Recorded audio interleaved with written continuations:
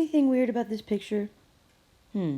If you said you see the mark of the beast on top of the building, you are correct. Congratulations. You have just noticed the same thing that I noticed when I was recently doing a video about Robert Johnson. And I kept seeing all these signs at all these old, country stores from the South. And I was like, what's that about? So I looked into it, and it turns out there's a brand called 666 that has been around for over 100 years.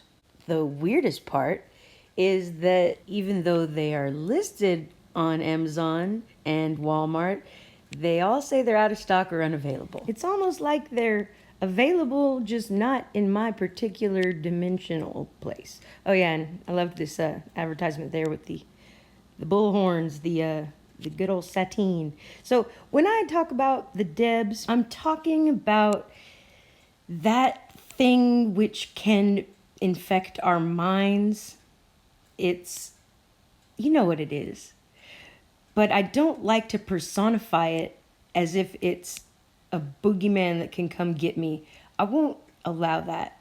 And I don't like giving quote unquote it the respect of having a name. Anyway, I digress. So who manufactured the 3/6's cold medicine? Monticello Drug Company was founded by Tharp Spencer Roberts, who became a registered pharmacist in December 1898.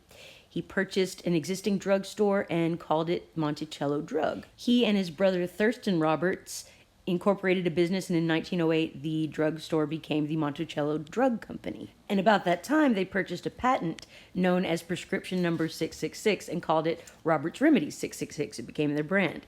The prescription came from this weird story. So ABC News named Monticello, Florida, South's most haunted small town in 2003 because of a mysterious story of Dr. John Dabney Palmer. Dr. Palmer was the Monticello town physician and mortician and the apothecary in the late 18 and early 1900s. And as we can see from his gravestone, he was a Freemason. Just pointing that out. Dr. Palmer lived and worked in what is now known as the Palmer House, a 1.5-story white house that's been in his family for some years prior.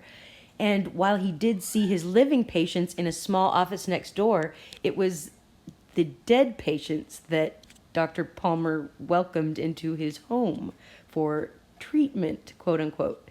So in the upstairs of his home, Dr. Palmer was assisted by a man who was only known by his nickname, which was Poltergeist. Poltergeist would prepare the bodies for burial, and rumor suggests that the good doctor and Poltergeist did more than just embalm the corpses, but actually performed experiments on them.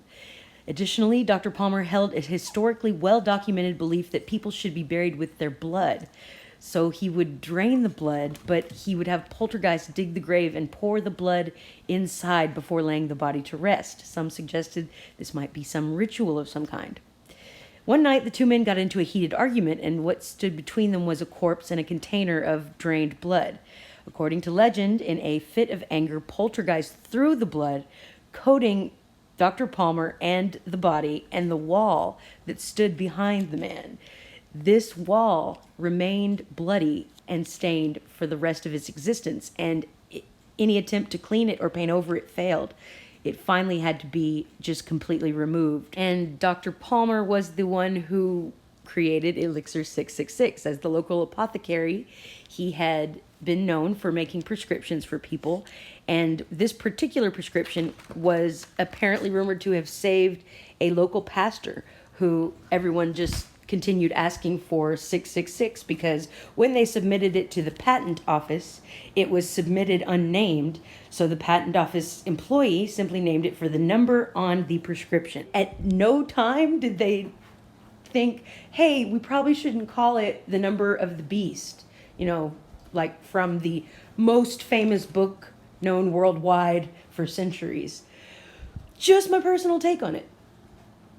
As if it's any different, people refer to it as 3/6s. And so these reviews say in 2017, and this person in Baltimore says that they can't find it in Baltimore or online. These new products on the market just don't work as good as those 3/6s. And this person asks in 2017, why can't I find 666 cold preparation? It works wonders. You can probably still find some in small cornerstones of the country. I'm from a small town and I'm still able to purchase it. So I did find some satisfied customers as recently as 2017. So people have been buying it up until at least November of last year was the last one that I saw. That was the most recent purchase. But this phone call is a transcript, and I'll leave a link in the description because it's hilarious and you have to read it.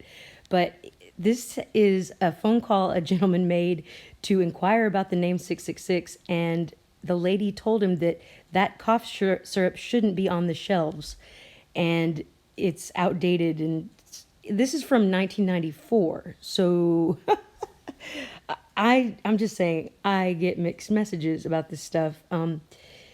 But the main point I guess I'm trying to make is that there's no way a product like this would have made it onto the market and continued being successful for well over a century.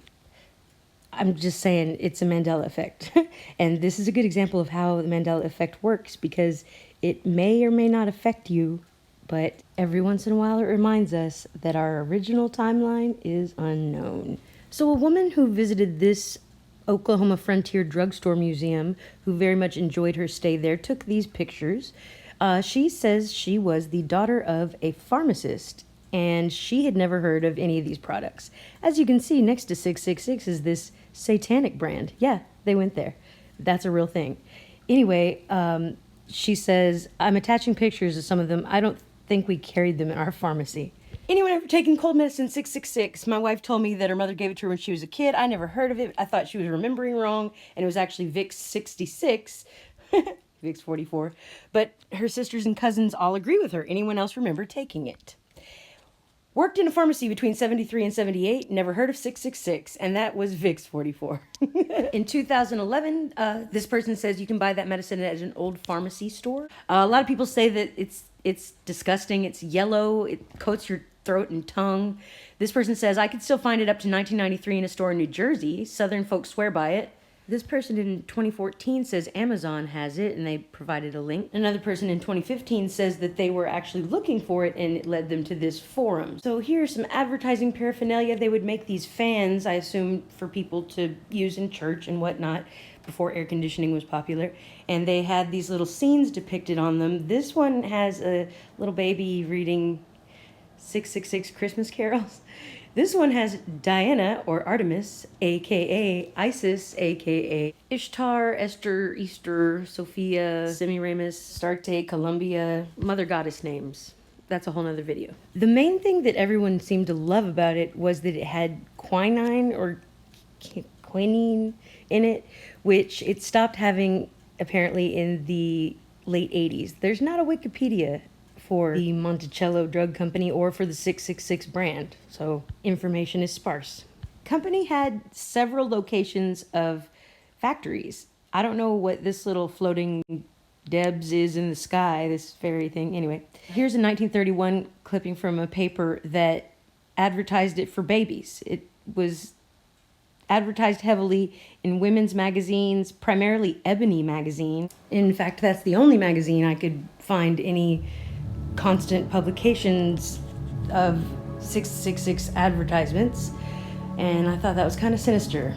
Also, they played to soldiers. They bragged that they were the strongest medicine and you needed it if you were going to go fight in the war, because you don't want to bring diseases back to the homeland and whatnot. Pretty weird.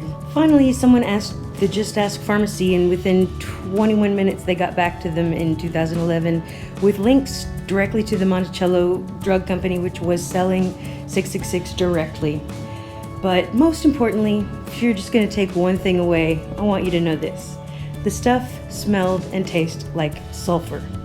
Sulfur being the modern word for the ancient word brimstone. As in, the stuff comes from HE double toothpicks.